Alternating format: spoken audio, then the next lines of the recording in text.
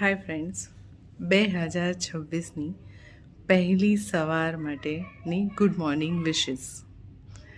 તો 2025ના વર્ષમાં ઘણા ઉતાર ચઢાવ મળ્યા હશે. કેટલાક સારા પ્રસંગો, કેટલાક ખરાબ પ્રસંગો, બધું જ જોયું હશે. અને 2025નું વર્ષ હવે પતી ગયું છે.